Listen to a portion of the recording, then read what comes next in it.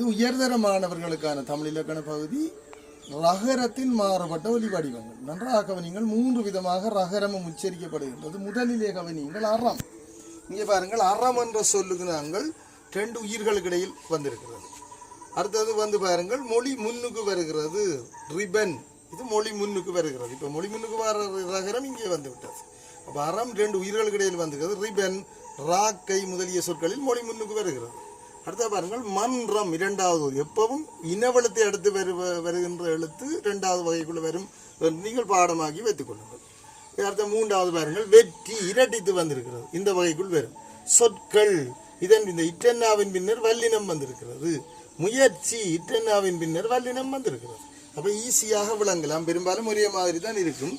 அப்போ இந்த 3 வகைகளை நீங்கள் வடிவாக அட்டவணையாக்கி நீங்கள் எழுதி படித்துக் கொள்ளுங்கள். இந்த விடுமுறை காரியங்கள் மற்றும் தமிழ் தின போட்டியில் பங்கெடுக்கிற மாணவர்களுக்கும் இது உதவும்.